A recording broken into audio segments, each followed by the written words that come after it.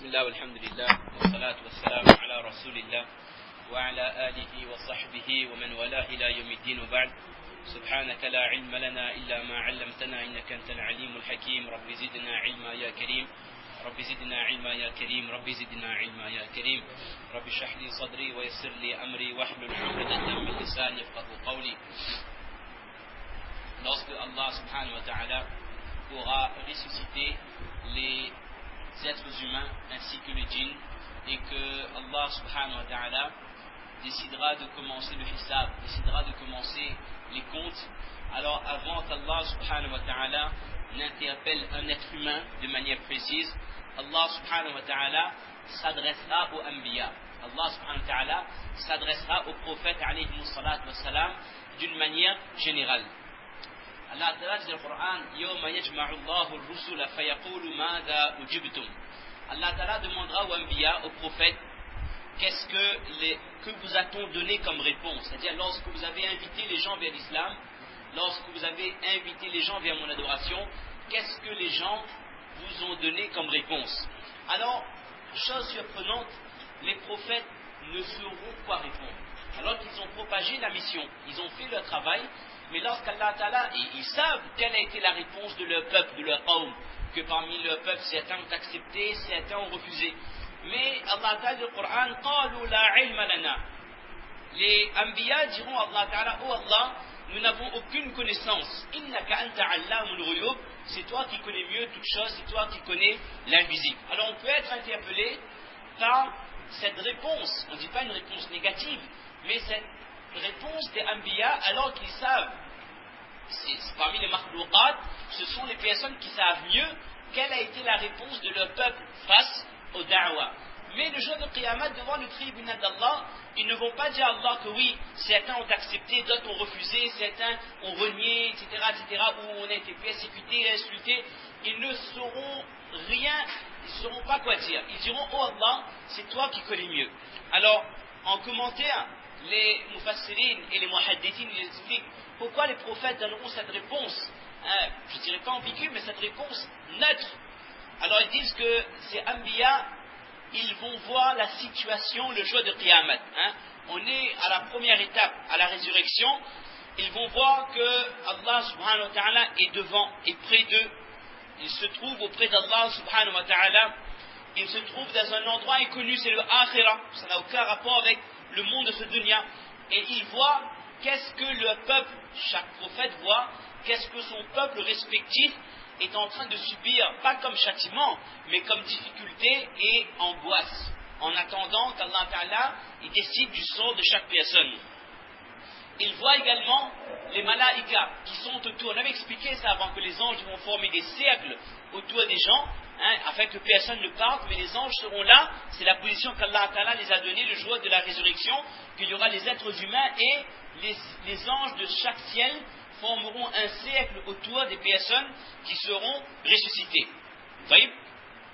Ils voient donc ces malaïkas qui sont postés autour d'eux. Ils voient cette situation extrêmement difficile de la résurrection, et la peur et la crainte fera que les anbiya alayhi salatu wassalam ne sauront pas répondre avec précision ce qu'ils étaient censés dire à Allah subhanahu wa ta'ala. Ils vont juste dire, oh Allah, c'est toi qui connais mieux. Les commentateurs expliquent que les anbiya eux-mêmes, le jour de Qiyamah, le jour de la résurrection, ils auront tellement peur de la situation, de ce qu'ils sont en train de voir, que eux-mêmes, ils ne trouveront aucune réponse à donner à Allah subhanahu wa ta'ala. Alors en commentaire, les ulama disent que c'est les prophètes eux-mêmes, ils ne trouvent plus les mots, ils ne savent plus quoi dire à Allah ta'ala, que dire de nous, simples êtres humains, simples et malheureusement pécheurs, qui faisons autant de péchés, qui désobéissons à Allah subhanahu wa ta'ala. Est-ce qu'on pense que le jour de Qiyamah, on saura répondre à Allah? Est-ce qu'on pense une seconde que pour tel péché, je vais dire ça à Allah et Allah Ta'ala acceptera, je m'excuserai de la sorte et Allah Ta'ala trouvera cette excuse correcte? Donc on comprend que les anbiya, leur réponse négative, là, on ne sait pas, c'est Allah, c'est toi qui connais mieux, oh Allah.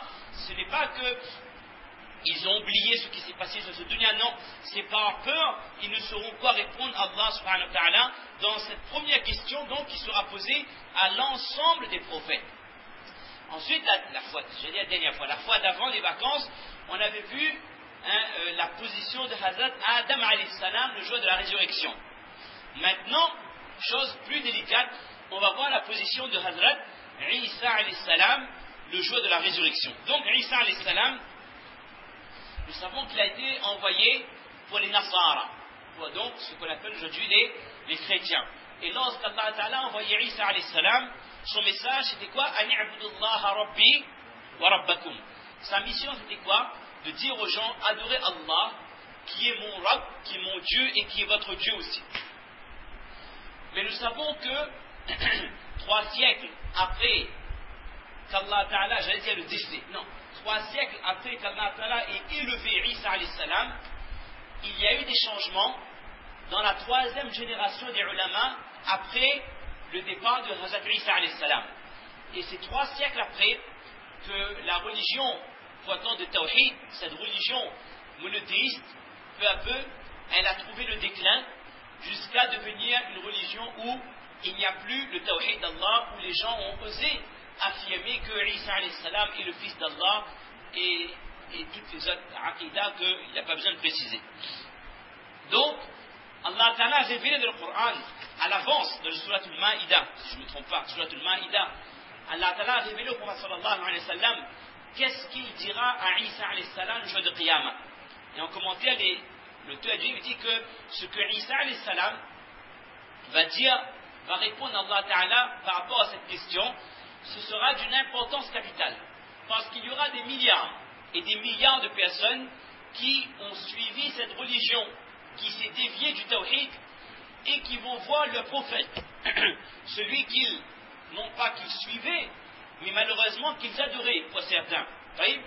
Et de la bouche même de leur prophète va sortir la vérité. Dans le Coran, Allah Ta'ala dit au Prophète sallam, il a révélé وَإِذْ قَالَ اللَّهُ يَا عِيسَى ابْنَ مَرْيَمَ Allah Ta'ala dira ô Isa, fils de Maryam, أَأَنْتَ قُلْتَ لِلنَّاسِ اتَّخِذُونِي وَأُمِّيَ إِلَهَيْنِ مِن دُونِ اللَّهِ.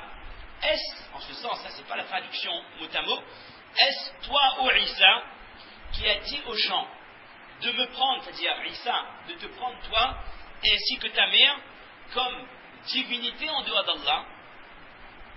Allah Ta'ala résume l'aqidah de ces gens-là. Et c'est Isa qui va répondre. Qala subhanak, on rentre dans les polémiques, là on traduit le Coran. Qala subhanak, a dit, toute pureté revient à toi, ô Allah. Ma yakunu li an aqula ma laysa li bihaq. En ce sens que jamais je pourrais dire quelque chose dont je n'ai pas le droit de dire. Jamais je n'aurais eu le droit de dire de telles profanations, ô Allah. Jamais je n'aurais pu dire de telles paroles. In kuntu qultuhu faqad alimta. Si je l'avais dit vraiment, ô Allah, alors tu le saurais. Ta'lamu ma fi nafsi wa la a'lamu ma fi nafsi. Ô Allah, vous savez ce qu'il y a en moi. Moi, je ne sais pas ce qu'il y a en vous, ô Allah. Allah, il connaît ce qu'il y a dans les cœurs, qui a dit quoi, qui a fait quoi. Innaka anta allamul ghuyub. C'est toi, Allah, qui est le connaisseur, qui connaît l'invisible. Ma qultu lahum illa ma amartani bi. En ce sens, du oh Allah, je n'ai fait que dire à ces gens ce que tu m'as ordonné. Ani'budullaha rabbi wa rabbakum. D'adorer, Allah mon Rabb et votre Rabb. Wa kuntu alayhim shahidan ma dumtu fihim. Tant que j'étais présent avec eux, j'étais témoin.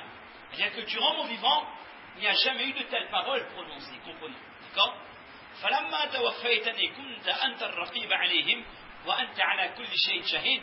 Mais lorsque, oh Allah, tu m'as repris, lorsque je suis tawaffaydani, la traduction littérale serait été décédé, mais c'est pas ce qu'il faut.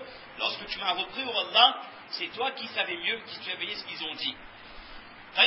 Donc, Isa alayhi salam, les ulama disent que Isa alayhi salam, il va dire une parole ensuite. In tu'adhibhum fa innahum ibadu. Si, oh Allah, si vous les punissez, oh Allah, ce sont là vos serviteurs. Wa in taghfir lahum fa innaka antal azizul hakim. Et si vous les pardonnez, oh Allah, vous êtes Aziz et Hakim. Les commentateurs du Coran disent, c'est d'Ibn Kathir, il dit que de cette parole, il y a deux choses. De un, Isa alayhi salam fait comprendre que tout est dans les mains d'Allah. Allah Ta'ala agira comme il veut avec ces gens. Mais surtout, Isa alayhi salam fait bien comprendre qu'il n'y aura pas de shafa'a, qu'il n'intercédera pas pour ces gens. Isa alayhi salam ne dira pas, oh Allah, ce sont des êtres humains, ou alors ils ont été égarés, etc. ou autre chose, Isa alayhi salam ne prendra pas la défense des gens qui ont dit que Isa est le fils d'Allah. C'est pour ça qu'il dit In tu'adhibhum fa innahum ibaduk. Différence entre les propos de Isa alayhi salam et les propos de notre prophète sallallahu alayhi wa sallam qui doit Oh Allah ummati ummati. Isa alayhi salam ne dira pas Oh Allah ummati. Isa alayhi salam dira si vous le punissez, oh Allah, ce sont vos serviteurs. C'est-à-dire que oh Allah, vous avez le droit de le faire. Isa ne prendra pas la défense d'une seule de ces milliards de personnes. Vous comprenez bien, pas de shafa'a de la part de Hazrat Isa alayhi salatu wassalam. Ça parce qu'ils se sont éloignés de l'unicité d'Allah. Par contre, les personnes qui sont restées dans le tawhid, à l'époque de Isa alayhi salam, tout en étant chrétiens Nasara, mais Nasara, comme cela a été révélé, l'adoration d'Allah l'unique, et considérer Isa comme prophète d'Allah, et que la mère de Isa, Maryam, a enfanté de Isa sans qu'elle n'ait été mariée, par l'insufflation de l'âme de la part de l'ange Gabriel, Jibril salam, et que Isa fait partie des grands prophètes, et qu'il a amené le shariat avec des principes, l'obéissance des parents, et pas mal de principes, des ibadat de sa religion, ces personnes-là, ils iront au paradis. Ces personnes-là, ils feront partie des muwahhidin, des gens qui ont suivi le prophète Isa alayhi salam. Donc on comprend bien qu'il ne faut pas croire qu'il n'y aura que des musulmans dans le paradis. Il y aura des Yahouds dans le paradis. Il y aura des Nasara dans le paradis. Mais attention, ceux qui sont restés ala millat Ibrahim Hanifa, sur l'unicité d'Allah, c'est-à-dire ceux qui ont suivi le prophète Moussa, ceux qui ont suivi le prophète Isa alayhi salam, avant qu'il n'y ait eu falsification, avant qu'il n'y ait eu transfération dans les livres révélés. Taïb.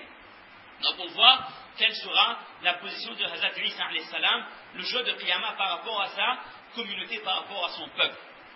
Ensuite, ça on va être un peu plus rapide parce qu'on avait déjà abordé le sujet. Allah Ta'ala maintenant s'adressera aux gens d'une manière générale, à la création, aux êtres humains.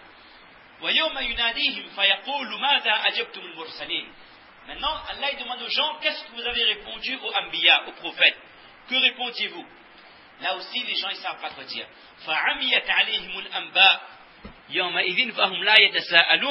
Ce jour-là, leurs arguments deviendront obscurs et ils ne poseront point de questions. Ils ne pourront rien répondre, ils n'auront aucune réponse cohérente à donner à Allah subhanahu wa ta'ala.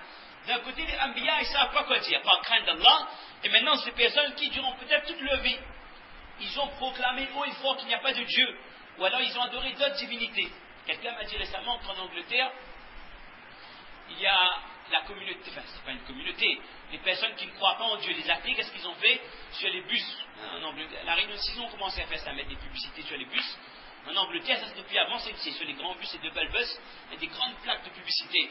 Et je ne retiens pas les termes en anglais, mais ils commencent à afficher sur les bus que réellement, il n'y a pas de Dieu. Aucun Dieu n'existe. Il n'y a pas de créateur et tout. Donc, à force de voir ça tous les jours, parce que là-bas, les gens ils prennent le métro et le bus. C'est rare que les gens ils prennent la voiture. Donc, vous voyez cette affiche 40 fois par jour. Assurément, ça fait un effet sur le cœur. Donc, ces personnes-là, ils ont mis ça. Bref, il peut y avoir des gens qui, durant toute leur vie, ils se sont moqués des musulmans. Allez, par exemple, ils ont dit que ces gens-là, ils grande barbe, les barbus, ils passent le temps prosternés dans une mosquée et tout, ils sont en décalage avec la vie, ils ne comprennent rien, leurs femmes se couvrent les cheveux, ils sont loin de la réalité, ce sont des gens arriérés, ils vivent encore la préhistoire ou au Moyen-Âge, autre chose. Ces gens-là, le jour de Qiyamah, Allah Ta'ala les posera la question. Quand les Anbiya sont venus, par rapport à mon message, qu'est-ce que vous avez répondu? Même si c'était des personnes qui avaient de beaux discours, de grands philosophes, des grands artistes, des orateurs, des gens très connus pour le discours ou autre, ils écrivaient des livres sur l'islam ou autre chose. Le jour de Qiyamah, leurs propos seront confus, rien à dire.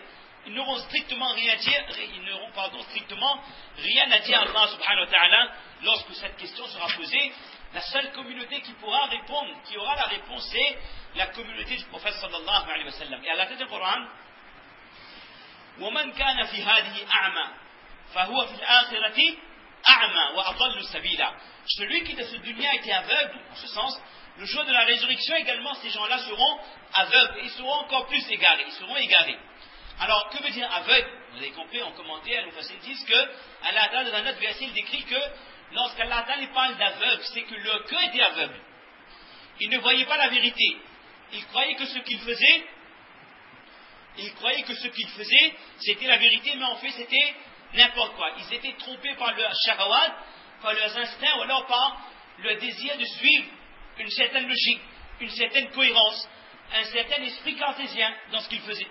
Donc, Allah dit dans le Coran, فَإِنَّهَا لَا تَعْمَلْ أَبْصَارُ وَلَكِنْ تَعْمَلْ قُلُوبُ الَّتِي فِي الصُّدُورِ. Ce n'est pas les yeux qui sont aveugles, ce sont les cœurs qui sont dans les poitrines qui étaient aveugles. Et effectivement, il y a des gens, vous pouvez leur parler de dîn, vous pouvez leur parler de la grandeur d'Allah, vous pouvez parfois leur montrer le Coran en français, ils vous diront que non, ça c'est n'importe quoi, c'est des fables, c'est des affabulations, c'est des histoires. Vous êtes en décalage, vous vivez dans un autre monde. Pour revenir sur la terre, au XXIe siècle, on était à l'époque, d'accord? Ce sont les cœurs qui sont devenus aveugles, ce ne sont pas les yeux. Donc ces gens-là, le jour de Qiyamah également, ils n'auront strictement aucune réponse. Vous pouvez dire, mais quel intérêt de parler des koufars? Oui, pour qu'on comprenne c'est quoi la valeur de l'iman. Par opposition à 70% des gens qui seront à peu près dans cette situation, nous, alhamdulillah, nous aurons les réponses, inch'Allah. De la même manière que dans le qabr, dans la tombe, ces gens-là n'auront strictement rien à dire. Même si leur vie, ils ont mené des combats contre les religions, contre Dieu, je ne sais quoi, dans la tombe, quand il y aura les questions, Man Rabbuka, Ma Dinuka, et quel est ton Dieu, quelle est ta religion, et que savez-vous à propos de cet homme, ils n'auront rien, ils vont dire, la adri. C'est un cri, on appelle ça tawadju', c'est un onomatopée, comme on dit en arabe, on va dire, non, je ne sais pas, ils n'auront aucune réponse dans le qabr. Également, le jour de Mahshar, la résurrection, ils n'auront strictement aucune réponse à donner à Allah, et leur beau discours, ils l'auront oublié. Même s'ils avaient fait du tort à ceux qui avaient iman, avec leurs paroles, ou avec leurs mains, avec leur écriture, ils n'auront strictement aucun argument à donner à Allah, subhanahu wa ta'ala, le jour de Qiyamah. Et dites-moi, si ce n'est pas ça le plus grand des honneurs, si ce n'est pas ça la plus grande défaite pour une créature, que de se retrouver dans la tombe et le jour de Qiyamah, dans la position où on a tout perdu. Ce dunya, ils n'ont rien eu, ils n'ont eu aucun ni'mat de la part d'Allah. On parle de ni'mat, ils avaient les biens, mais aucune tranquillité du cœur, et ils voient que pour l'éternité, ils n'auront strictement rien, ils auront difficulté sur difficulté qu'Allah nous protège. Et puis, dernier point pour terminer, alhamdulillah, barkat de le temps aujourd'hui, pas barkat de la foi par contre. Donc, dernier point, on va voir maintenant par opposition comment ces gens seront dans le taklif, mais par opposition, quelle sera la position de la ummat du prophète Mohammed Mustafa sallallahu alayhi wa sallam, comment Allah Ta'ala nous honorera. Je dis pas honorera Abu Bakr, Omar, Uthman, Ali. Allah Ta'ala honorera chaque personne de la communauté du prophète Mohammed Mustafa sallallahu alayhi wa sallam le jour de Qiyamah. Parce que Allah Ta'ala aime cette communauté plus que n'importe quelle autre communauté. Prenons un exemple. Le Banu Israël. Les Banu Israël, ils ont eu de la part d'Allah des ni'mat que même nous, on n'a pas eu. Ce que Allah a donné aux Banu Israël, en termes de bien-être et de bienfaits dans la vie de tous les jours, même nous, on n'a pas eu. Mais pas pour autant, ça veut dire qu'Allah les aimait plus que nous. C'est pas parce qu'Allah il donne à quelqu'un qu'Allah aime cette personne plus qu'un autre. Ce serait incohérent de penser que moi je suis riche, lui, mon voisin n'est pas, donc Allah même il m'a donné, il n'a pas. Non, ça c'est incohérent. Les Banu Israël, ils ont eu plus que nous, mais le prophète sallam a bien dit, surtout ce hadith, on vous le dit en conclusion, le prophète sallam dit un hadith à sa communauté, subhanallah, un hadith dans lequel il explique comment vous aurez, subhanallah, comment vous aurez honoré le jour de Qiyamah, on retrouvera dans un instant. Le prophète sallam a dit, Antum khayraha wa akramuha ala Allah subhanahu wa ta'ala. Il parlait de 70 communautés avant nous, à peu près, mais il dit que vous, par contre, Antum khayraha, vous êtes la meilleure parmi ces 70 communautés, wa akramuha, et celle qui sera la plus honorée par Allah subhanahu wa ta'ala, et ça rejoint le verset du Coran, Kuntum khayra ummatin ukhrijat linnas, ce verset que tout le monde connaît, cette ummat, comme elle était aimée par Allah de ce dunya, parce qu'Allah a comblé de faveurs. Également par des petites actions, Allah nous donne beaucoup, comme Laylatul Qadr, comme etc., les sites Tashawa, etc. On a déjà expliqué ça pas mal de fois. Le jour de Qiyamah, Allah Ta'ala donnera une position honorifique, une position spécifique à chaque personne de cette communauté le jour de Qiyamah. Et donc, pourquoi Allah Ta'ala aime cette communauté? Parce que c'est une communauté du juste milieu, c'est une communauté qui a su préserver son iman, et cette communauté n'a pas falsifié le livre qu'Allah Ta'ala leur avait révélé. Et Allah Ta'ala a donné la science à cette communauté qu'aucune communauté n'avait eu, parmi ces sciences, le fait de savoir l'histoire de chaque Anbiya, alayhi salatu wassalam.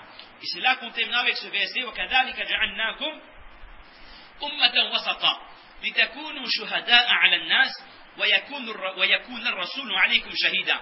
Allah Ta'ala, ainsi Allah Ta'ala vous a fait une communauté des justes, pour que vous soyez témoins aux gens, comme le messager sera témoin à vous. On va expliquer cela. Donc, le jour de Qiyamah, Allah subhanahu wa ta'ala, le hadith est très long, on va le dire en français pour terminer. Hadith dans lequel, Wassalam dit que lorsqu'Allah Ta'ala réunira les gens le jour de la résurrection, Allah Ta'ala s'adressera à l'ange Israfil alayhi salam. Israfil, c'est qui? C'est celui qui souffle dans la corne pour la fin du monde et la résurrection.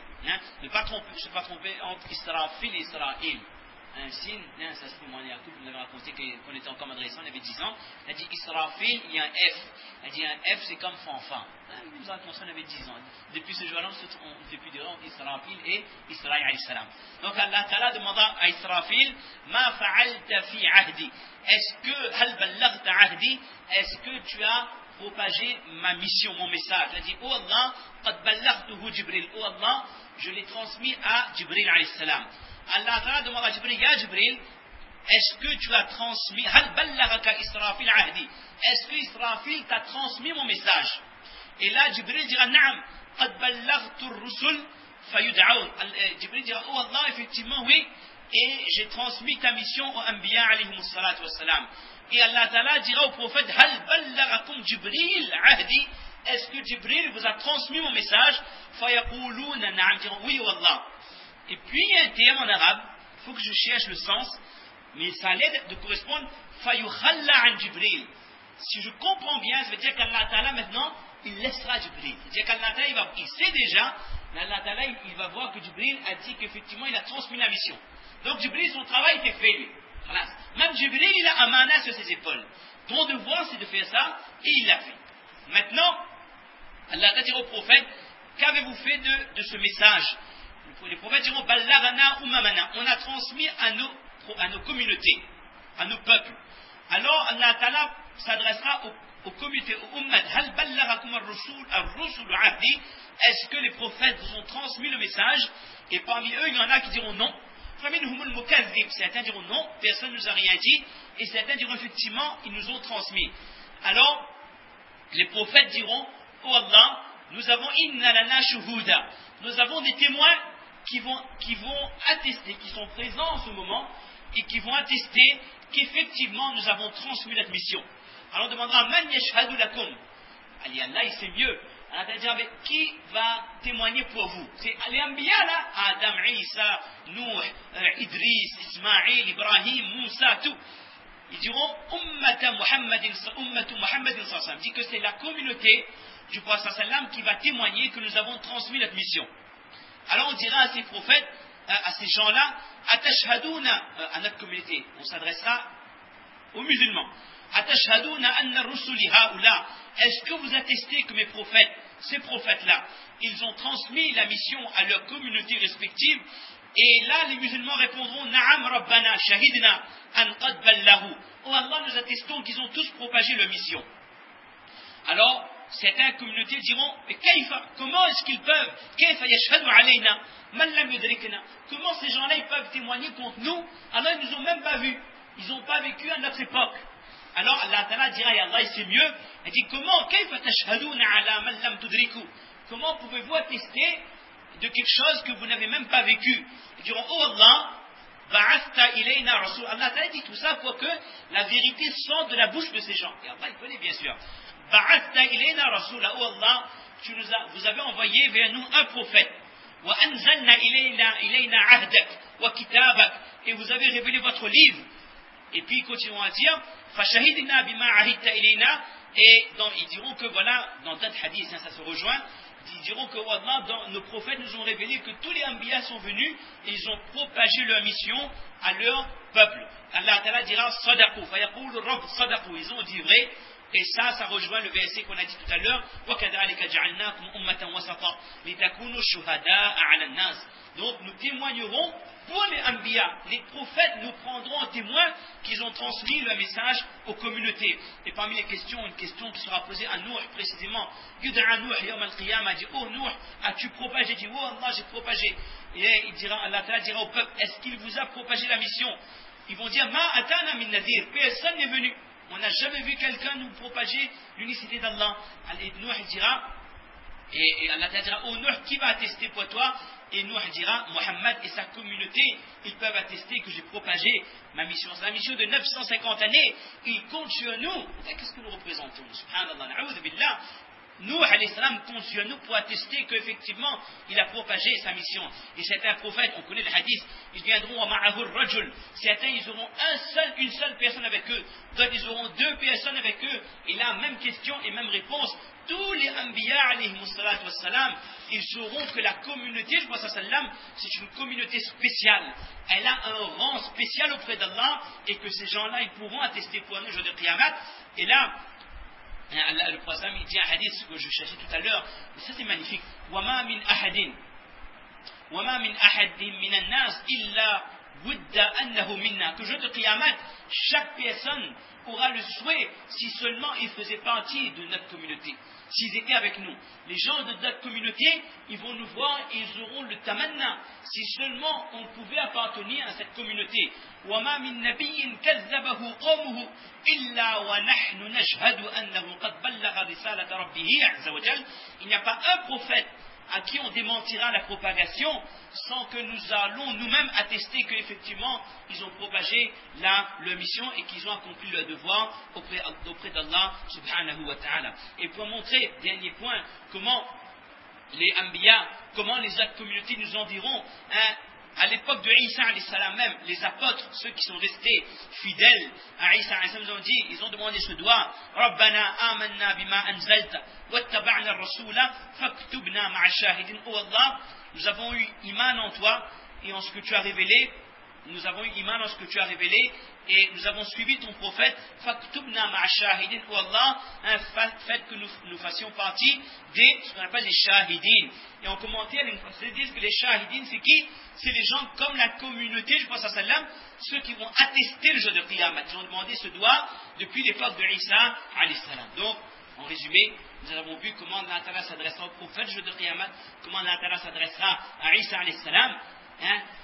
Nous savons qu'Allah Ta'ala dit dans le Coran, وَلَتَجِدَنَّ أَقْرَبَهُمْ مَوَدَّةً لِلَّذِينَ آمَنُوا الَّذِينَ قَالُوا إِنَّا نَصَارَى.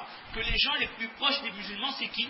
La religion la plus proche de l'islam, les gens avec lesquels nous sommes censés nous entendre le mieux, c'est la communauté des Nasara. D'ailleurs, avant le Qiyamah, on avait expliqué, il y aura, comment on peut dire ça? Il y aura une entente entre musulmans et cette communauté.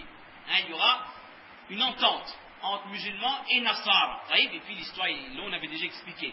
Donc ce sont des gens qui sont proches de nous. Même si dans la vie de tous les jours, nous avons des amis, nous avons des collègues de travail qui ont ces croyances. Ça ne veut pas dire qu'on ne doit pas les fréquenter, bien au contraire, nous devons montrer un comportement exemplaire. Tout ça, on le dit tout le temps, d'accord? On est entièrement d'accord. Mais, ne jamais oublier que si quelqu'un meurt sur cette croyance, cette personne va en enfer directement. C'est ça qu'il faut être clair dans notre tête. Il faut arrêter de dire que tout le monde est sur le droit chemin. Oui, d'accord, il y a de l'entente, il y a de la solidarité, il n'y a pas d'esprit de communautarisme. Mais dans le aqidah, il y a un seul tawhid. L'unicité d'Allah ou rien du tout. Il a pas dit le Coran. Ça, c'est pas nous, c'est pas une forme d'exagération ou le fait de ne pas reconnaître les autres. Non. Allah dit au Coran, لَقَدْ كَفَرَ الَّذِينَ قَالُوا إِنَّ اللَّهَ هُوَ الْمَسِيحُ ابْنُ مَرْيَمَ. Ceux qui ont dit que Isa, إِنَّ اللَّهَ هُوَ الْمَسِيحُ ابْنُ مَرْيَمَ, le aqidah, Allah a dit qu'ils ont fait kufr.